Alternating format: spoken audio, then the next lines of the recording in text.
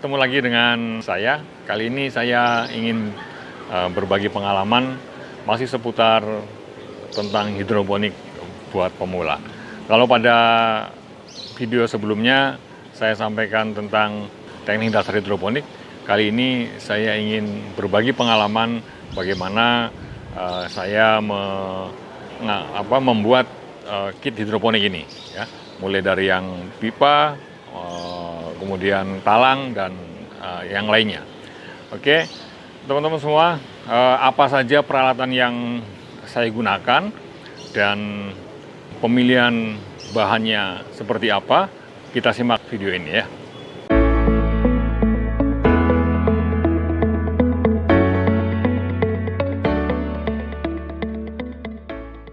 Baik, teman-teman semua, peralatan yang saya gunakan untuk membuat kit hidroponik ini adalah sebagai berikut. Yang pertama adalah alat ukur ya. Ini meteran. Kemudian berikutnya adalah alat potong. Alat potong ini saya pakai gergaji besi. Untuk skala kecil saya kira cukup dengan gergaji besi aja. Tapi kalau misalnya untuk skala yang agak besar seperti ini, penyediaan gerinda potong saya pikir perlu dipertimbangkan. Selanjutnya adalah bor ya. Ini alat untuk melubangi. Bor dengan holso-nya. Ini satu set holso dengan berbagai ukuran ya.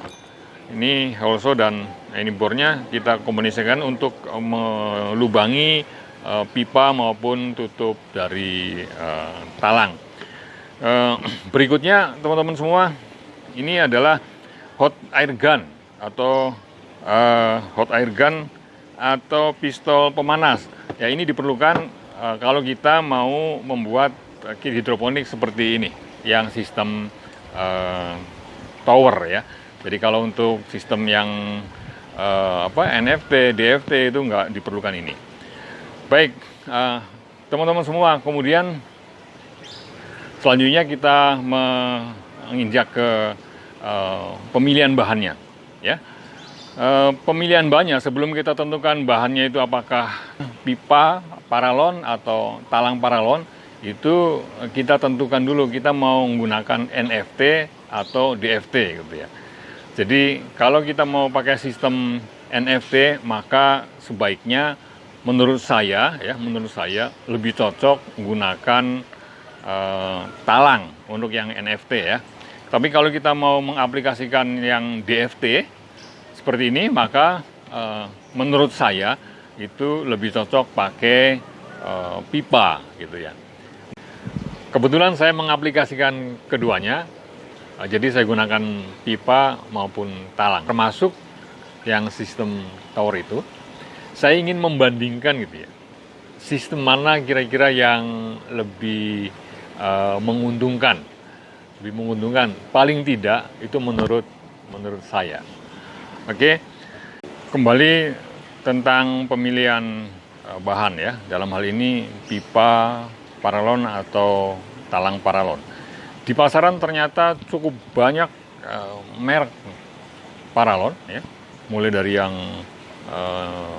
bagus sampai yang kurang bagus. Nah, masing-masing merek itu dia terdapat dua tipe ya, yaitu tipe AW dan tipe D gitu ya.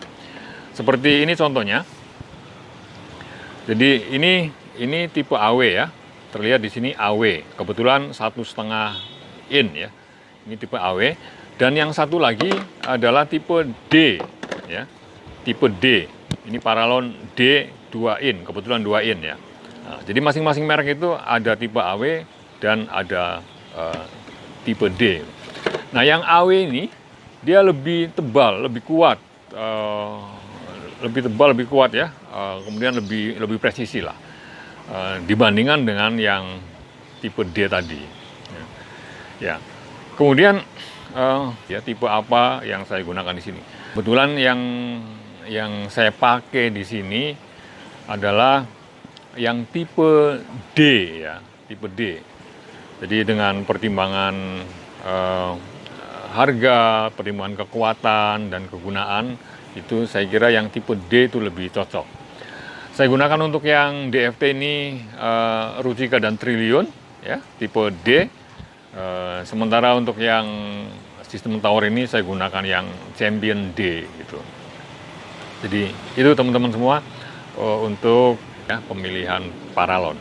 Yang sambungan ya, sambungan paralon itu, sambungan pipa itu. Jadi pada saat kita merangkai pipa itu, baik kita rangkai sebagai pipa distribusi nutrisi maupun kita rangkai sebagai pipa pembuangan, maka kita di situ perlu sambungan, baik sambungan lurus, sambungan cabang atau T maupun sambungan L.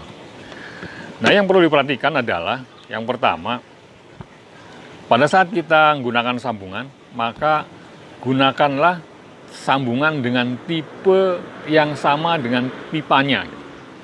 Jadi kalau ini pipanya pipa AW, maka sambungannya juga harus AW. Gitu ya. Kalau pipanya tipe D, maka sambungannya juga sebaiknya tipe D. Kemudian juga usahakan mereknya sama. Gitu. Ya. Kalau di sini mereknya Ruchika, maka ininya sambungannya juga usahakan Ruchika. Ya, ini kalau kita kalau kita perlukan presisi ya, misalnya kita harus ngerangkai dengan panjang yang sama gitu ya, itu sebaiknya gunakan merek yang sama dan tipe yang sama. Begitu ya. Kemudian yang berikutnya teman-teman semua, untuk fleksibilitas pemakaian bahan ya. Jadi pada saat kita nyambung, baik untuk keperluan distribusi maupun pembuangan, itu tidak perlu dilem ya, tidak harus dilem, cukup gunakan selotip ini saja. Jadi gunakan selotip di ujung ini, di ujung pipanya, ya, gunakan secukupnya. Kemudian wah ini habis kebetulan. Gunakan secukupnya, kemudian baru kita masukkan. Ya. Ini sudah cukup kuat untuk ke pipa distribusi, jadi dia nggak bocor lah, walaupun tekanannya itu tinggi, asal dia dikasih selotip yang cukup gitu ya. Begitu. Demikian juga untuk yang distribusi. Ya. Kalau kita lem, maka pada saat ada perubahan instalasi gitu ya,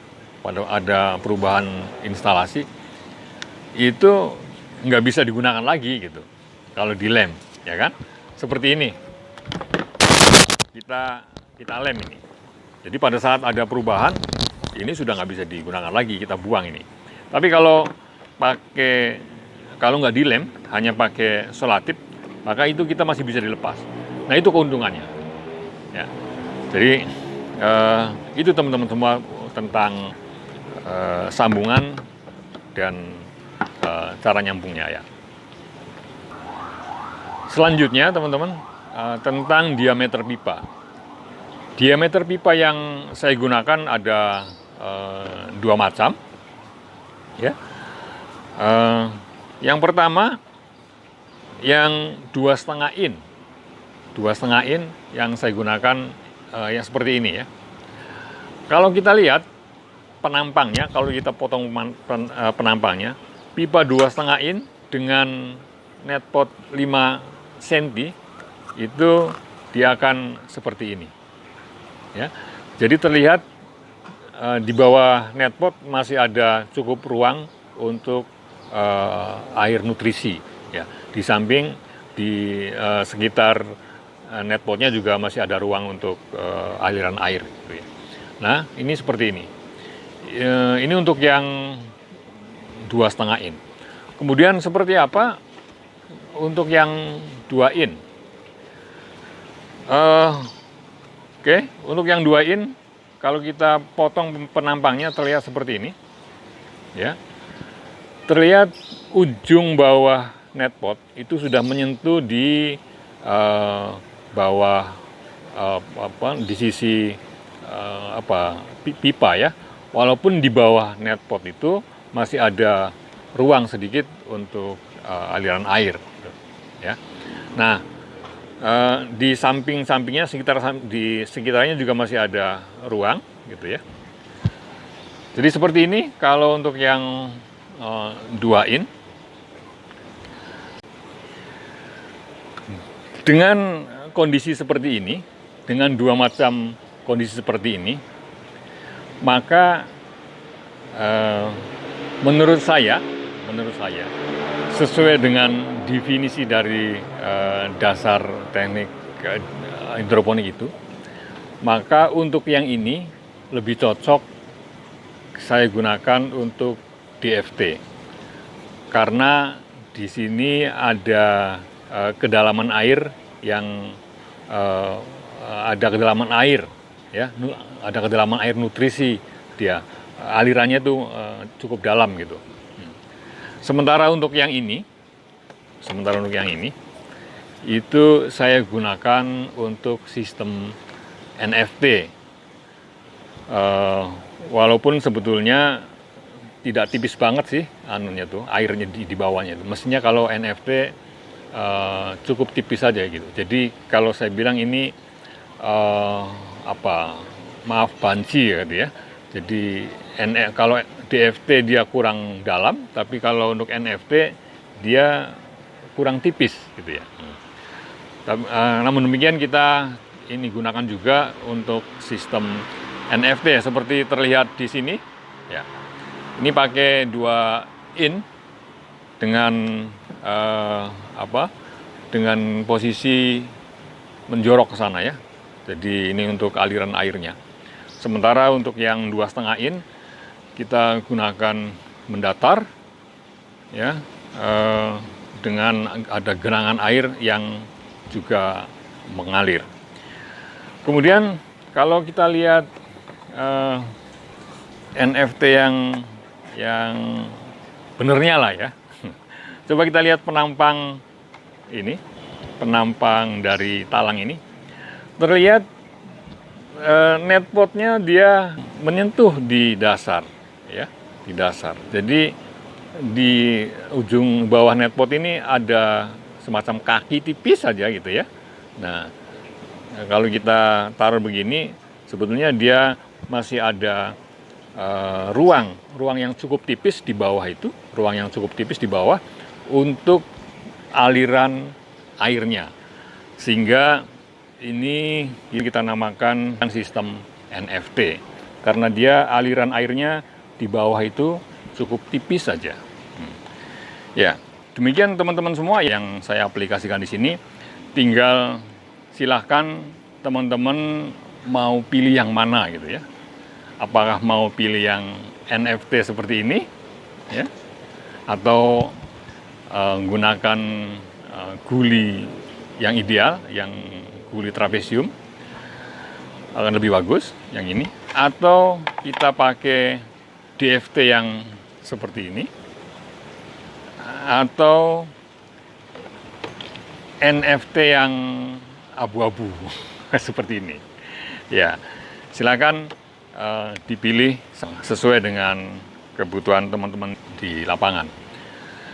Pengalaman mengimplementasikan di sini itu ternyata yang NFT ini, yang gunakan ini, pertumbuhannya itu lebih cepat dibandingkan dengan yang di sini. Kemudian kita kombinasikan keunggulan tersebut, yang kita gunakan adalah pada saat peremajaan itu kita taruh di NFT, kemudian manakala masuk ke fase pendewasaan ya, itu kita pindahkan ke sini. Seperti itu teman-teman semua ya. Oke, saya kira mungkin itu yang bisa saya sharingkan pengalaman kami membuat kit hidroponik ini. Saya kira masih cukup banyak kekurangan gitu ya, karena ini semua kita belajar otodidak, belajar dari baca sini, lihat YouTube, dan tanya sana, tanya sini. kemudian kita beranikan diri untuk mencoba membuat sendiri. Jadi sekali lagi, tidak ada niat untuk menggurui, tapi saya hanya ingin berbagi pengalaman membuat kit hidroponik sendiri. Mudah-mudahan ada manfaatnya. Syukur kalau ada yang bisa diambil pelajarannya. Terima kasih sudah menonton video ini. Sekian, salam